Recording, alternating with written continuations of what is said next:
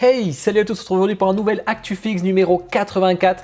Vous allez voir qu'il va y avoir des belles statues aujourd'hui, des statues quand même très particulières. Il y en a deux que j'aime vraiment pas du tout, on va voir ça. Je vous invite à aller voir le tuto si vous ne l'avez pas vu, un série tuto qui va arriver tous les vendredis à 17 h. Profitez-en, on va essayer de parler de tout pour que vous connaissiez tout. Toujours le petit Vivi que je kiffe, sa maman, il est vraiment trop stylé.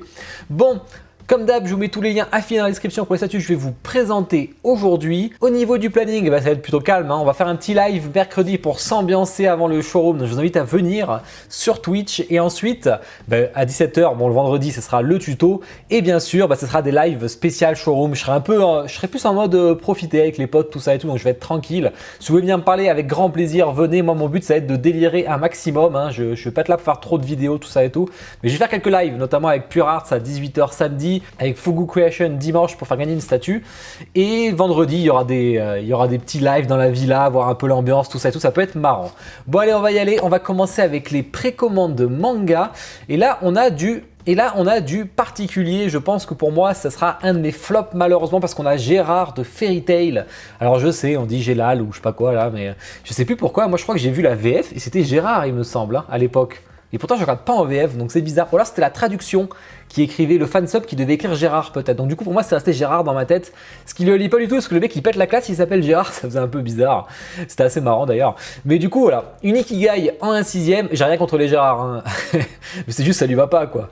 Donc, Ikigai 1/6, je suis pas fan. Moi, personnellement, alors je suis pas un fan de Fairy Tail ou quoi que ce soit, mais je pense qu'il y a des fans qui me diront en commentaire. Je trouve que le visage, je ne le reconnais pas. Il y aurait pas eu son symbole et on ne m'a montré que cette photo sans logo. Je ne sais pas si j'aurais reconnu Gérard, mais bon. Après, ça c'est mon avis personnel, j'ai hâte de vous lire sur ce que vous direz. Du Yu-Gi-Oh qui arrive chez IKS, surprenant, on s'y attendait pas. IKS, c'est du 1/6. Alors visiblement, ça s'allume derrière, vu ce que ça dit, avec le magicien des ténèbres. Toujours le petit logo Yu-Gi-Oh.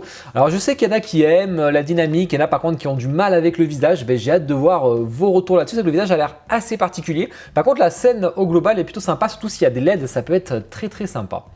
Ensuite, on a Uchiha Madara qui est vraiment pas ouf tiers, c'est du Azure Sea. Donc Azure Sea, je les ai souvent déboîtés, notamment avec One Punch Man, on va en parler d'ailleurs après, et avec Yu Yu Hakusho, même si c'était pas trop mal la dynamique. Sur les Transformers, ils sont plutôt pas mal. Et là, on a un Madara, on en a parlé la semaine dernière, qui est vraiment chelou à 805 $. Par contre, d'avoir la lune derrière, c'est une bonne idée. Cette forme, on l'avait pas encore vue aussi en officiel, et ça, c'est plutôt une bonne chose. Avec son petit sourire narquois, là, ça va pas du tout, je trouve, mais bon. Hâte de voir vos retours des Pro Naruto dessus. Legend of Queen, celle-là, je l'adore, de Joe Matal, c'est du 1/4. J'avais dit que j'aurais peut-être envie de préco si c'est du 1/4. Eh bien, j'ai résisté. Alors que c'était ma gamme lune, parce que j'aurais pu avoir je continue ma gamme lune, c'est toujours important d'avoir sa gamme lune. Mais là, elle est un peu petite, la lune. Moi, elle s'allume, donc du coup, j'aurais pu l'acheter. C'est du 1/4, 799 $. Elle est extrêmement belle, beaucoup moins beau avec le voile, mais très beau avec la flûte. Personnellement, j'avais bien envie d'acheter, mais bon, tant pis, on va faire des économies pour une fois. Préco jeux vidéo, et là, il y a quelque chose dont il faut qu'on parle, c'est la Castlevania qui arrive, Symphony of the Night, un des plus grands jeux que moi j'ai découvert il n'y a pas si longtemps que ça, il y a 2 ans, je crois, ou 3 ans. Vraiment une tuerie, j'adore Alucard. Après, j'ai été un peu déçu parce que moi, je voulais un diorama Alucard contre Dracula, ça n'a pas le cas, parce que je suis un grand fan de Dracula dans les Castlevania. C'est pas le cas, là, on a Belmont, c'est un peu dommage, je trouve. Par contre, j'adore la statue en général, tous les décors, le lasso qui découpe le zombie, franchement c'est incroyablement bien fait. Par contre, j'ai énormément du mal avec le visage, pas de Alucard que je trouve plutôt cool, on retrouve bien son côté efféminé, etc. Mais c'est plus avec Belmont, j'ai du mal, mais bon. 91 cm de haut, il fallait bien que j'y vienne sur du 1/6, donc c'est assez costaud, 1285 $. Je vous conseille fortement d'acheter chez Kodaiki parce que le prix est excellent avec Figurama vu qu'ils sont partenaires en direct. 850 exemplaires, la préco est déjà ouverte chez Kodai. Chez Figurama, ce sera le week-end prochain. Ensuite, en 1/4, on a Kyo Kusanagi, ça continue, King of Fighters, ça n'arrête jamais. KOF 97 par Storm, encore un nouveau studio officiel. Alors, est-ce que c'est le même que les autres et qui change de nom? C'est possible. Voilà, c'est simple et efficace, je trouve. Un peu du mal peut-être avec le visage et encore, je sais pas, peut-être un pro KOF qui me dira, moi ça fait longtemps. Préco Marvel, je sais même plus ce qu'il y a. Ah oui, le diorama Spider-Man, donc les trois, donc chaque Spider-Man de chaque film là qui a été réuni, ben voilà, vous les avez en 1/10, ça s'achète séparément, donc 150 $ unité. Bon, il faut rajouter un peu l'importation, mais du coup c'est pas très cher en général, je pense qu'on sera à 180 € peut-être chez nous. Donc voilà, je vous montrerai le lien Kyodai quand il sera dispo. Une Loki version femme, alors je connais pas, j'ai pas regardé la série télé, je suis jamais hypé par les séries télé Marvel, donc du coup ben, je connais pas. Alors après, il y a un petit effort sur la base avec la tête du géant, enfin l'elfe des glaces découpé, si je me rappelle bien. Et vous avez le Loki un peu à l'ancienne. Et là, c'est 200 $ pour la version Deluxe avec un décor. Sinon, vous êtes moins cher s'il est tout seul. Il est particulièrement moche, mais j'imagine que c'est voulu. De toute façon, il doit être comme ça dans la série. On a carrément le diorama complet des machins de l'Éternel. C'est les Éternels, je crois. Ah, c'est marqué Eternals en plus. C'est écrit, vous achetez séparément. Ils sont tous sortis d'un coup en 1/10 entre 130 et 150 $. Ensuite, Préco DC, alors quelque chose de très sympa, on avait parlé la semaine dernière, j'aime beaucoup ce diorama Batman avec Catwoman, très sympa, bon c'est un peu un couple emblématique, hein, même si je sais pas, ça va remettre ensemble, ils n'arrêtent jamais.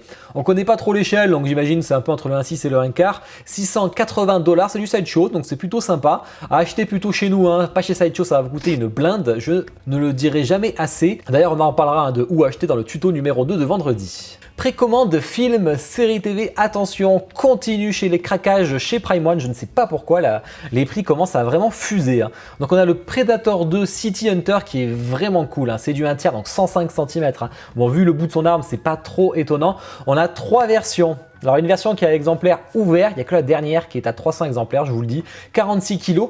Première version, 2799 $ qui vous permet tous ces switches. Donc on a 2 têtes, un petit stand, on a quelques switches d'armes. Alors tout ça, ça s'allume, donc ça c'est plutôt cool, je trouve, d'avoir des LED. Bon, c'est important, chez Prime One, ils aiment ça. On a une version Deluxe qui arrive à 3499 $ qui rajoute des switches supplémentaires que vous voyez ici. Nouvelle tête, des switches, des mains découpées, des machins. Enfin, du coup, c'est plutôt cool. Une colonne vertébrale aussi.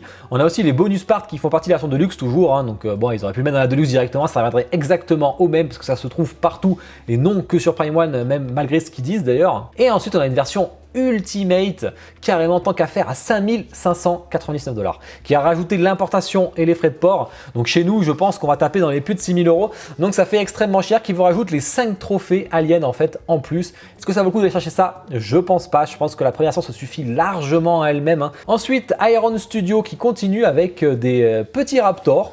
1/10, très sympa, c'est Blue. Vous l'avez reconnu parce qu'elle est en bleu. Il y a une version Deluxe aussi qui est à 500 $. 700 $ quand même. C'est quand même vachement costaud quand même. 500 $. C'est du 1/10. Ok, il y a un petit diorama autour, il y a de l'herbe, il y aura de la fausse herbe, etc. Mais putain, 500 $ quoi. Et après, il y a l'importation qui se rajoute. On va être à 550, 600 €. Ouais, ça me choque, mais bon. On a un petit Raptor, un petit Vélociraptor en version 160 $ ou en version 200 $. Là, déjà, ça me paraît plus logique, mais l'autre, il est plus gros, ok, mais bon. J'ai un peu du mal à cette sorte de prix chez Iron Studio. Hein. Et on a Hermione Granger, la fameuse, en 1/10, 2 versions aussi, normale ou de luxe à 160 $. Je suis très mitigé. Alors, statut dans les chiottes, est-ce qu'il faut avoir envie d'avoir une statue dans les chiottes? Je sais pas. Est-ce que c'est un très bon choix de scène? Peut-être qu'il y a mieux, même s'il répare une potion. Et le visage, bon, bah, je vous laisserai me commenter tout ça et me dire ce que vous en pensez. Ensuite, on a du Master of the Universe. J'ai vu des fans qui aimaient plutôt ce qu'ils avaient fait, à réussir à dynamiser un peu en fait cet animé qui est quand même assez ancien, même s'il y a eu un remake. 140 $, voilà, c'est plutôt sympa, j'aime bien la dynamique, elle est sympa. Préco BD, alors on a sûrement des coups de cœur, hein, on en reparlera mercredi au Discuss, mais un 6e Marsupilami Family. Alors moi qui ai lu beaucoup de BD quand j'étais petit, j'avoue que ça me fait kiffer de ouf. Hein. Surtout qu'il y a les 3 petits et ça c'est génial. J'aurais bien aimé avoir le cocon au-dessus, mais comme on avait discuté à mon point prod, mais c'est vrai que c'est compliqué, hein, c'est tout fin et tout. C'était hyper compliqué, il y a beaucoup de fleurs. Hein. Donc le prix est assez élevé, il y a quand même beaucoup d'éléments, il y a énormément de fleurs. Là il y a quand même du taf. Hein. Franchement, il y a du taf. Il faut savoir que la licence BD, c'est toujours un petit peu plus cher, je pense. 275 exemplaires, le tirage qui est plutôt faible aussi. C'est sa femme qui est extrêmement bien faite. Hein. Et en plus, on a carrément un art print inclus, signé carrément en plus, avec un petit dessin spécialement fait. Précommande autre. Pour terminer sur les précos, on a du création, Epic Creation plutôt, qui avait fait putain, la statue du Nouvel An chinois là, avec le poisson là, qui était hyper stylé. Là, on a une statue de Papillon Girl là, qui est vraiment très sympa aussi, avec avec, ils ont mis plein de trucs sur la peau qui est hyper réaliste, les yeux, etc. Il y a des LED ou pas, je ne sais pas. En tout cas, elle est très très sympa, 895 $ pour du 1/4. Franchement, j'aime bien, ça fait penser à la perso de Tekken 7, je ne sais pas si vous voyez de qui je parle là. Ça me fait penser à ça. Et on a Omoji, Onyu, je sais pas quoi, là, c'est compliqué à dire, là, vous me direz en commentaire. Ou Demon Girl, franchement, elle est plutôt cool. Avec des... Ah, c'est pour ma gamme lune, hein, mais moi, elle me plaît pas non plus, donc c'est pas le style de perso que je recherche, sinon j'aurais pris pour la gamme lune. Voilà, bon, 485 $ plus l'importation.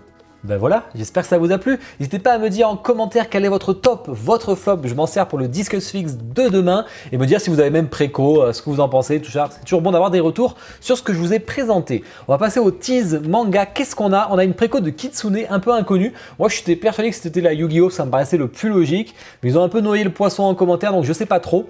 La préco se passera pendant le showroom, donc je pense que c'est une statue qu'on verra au showroom. On verra le proto, ça paraît logique. Ryu Studio Chasse d'eau, prod qui continue toujours. Hein. Donc on arrive sur une fin de prod, ça va pas tarder à être livré, je pense. Alors Fubuki, on a parlé de Azure Sea qui était une catastrophe au niveau du visage. C'est plutôt mieux, c'est pas parfait. Ça manque un peu de finesse, je trouve, tous les cheveux là.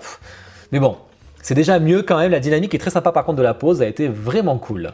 Ensuite, Shaka de Soulwing Studio, 1/4, je vous rappelle, avec 2 poses qui étaient possibles, qui est aussi en fin de production, donc ça c'est plutôt cool, c'est du rapide.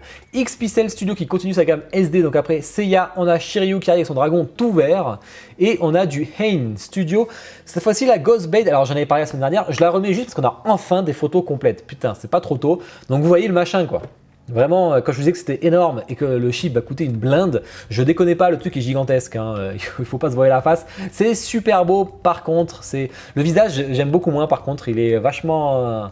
Est-ce qu'il est comme la BD exactement? Je sais pas, mais en tout cas je préfère les Triangles pour le coup et les autres qu'on a pu voir. Là je suis un peu moins convaincu. Lightyear Studio avec leur 1/4 Mermaid Princess, je sais pas, peut-être qu'il en reste chez Kodoya Nikki, allez voir. C'est une préco qui date de quelques mois, mais en tout cas il y a un second HS que je vous montre, donc second Head Sculpt pour ceux qui ont vu le tuto lexique. Mais vraiment elle est plutôt sympa de base déjà, donc maintenant il y a 2 Head Sculpt, donc c'est encore mieux. Une petite Battle Throw of the Even, ou je sais merde putain, je sais plus comment on appelle ça là, le truc de Medusa et tout. Bon, on a un petit personnage de Libra Gemini qui arrive, qui est plutôt très sympa. Tease jeu vidéo, allez là il y a des trucs très sympas, attention grosse annonce de ouf. Pure Arts qui va faire Elden Ring. Alors j'avais dit Prime One déjà au showcase, j'étais content. Mais alors Pure Arts, je suis encore plus content parce que j'ai déjà leur Yorm le géant et j'ai déjà leur Pontife Sullivan en préco qui a l'air font.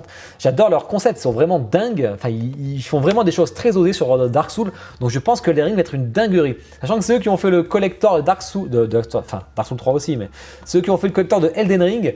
Donc je sais pas s'ils vont refaire le même perso. J'espère que oui parce qu'ils l'ont déjà fait en PVC. Et moi je veux revoir ce boss en résine. Pure Arts, j'espère que vous m'écoutez et que vous ferez ça.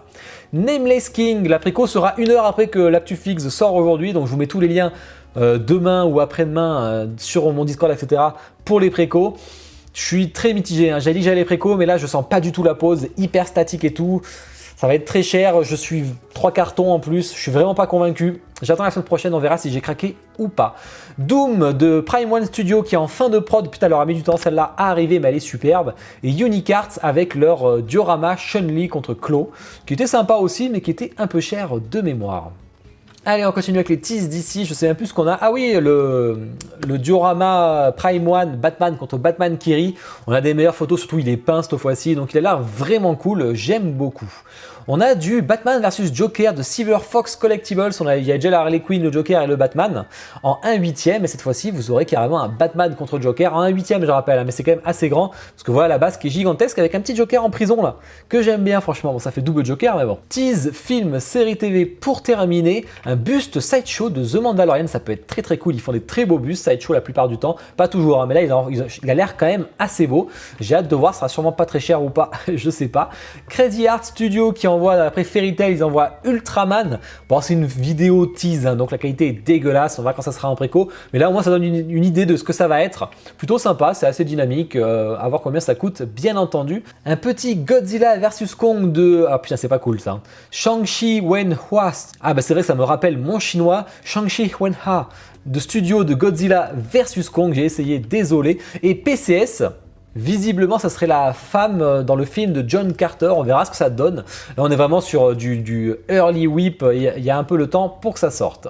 Ben voilà, j'ai fait le tour. Il y avait quand même pas mal de choses finalement. J'espère que cette ActuFix vous a plu. Je vous invite à venir demain sur Twitch et à me suivre tout ce week-end sur mes réseaux. Donc, je ferai des lives Twitch et sûrement quelques stories Insta. Donc n'hésitez pas à regarder tout ça parce que le showroom, ça va être une vraie dinguerie. On va se régaler. Je vous souhaite une bonne journée, une bonne soirée. Ciao!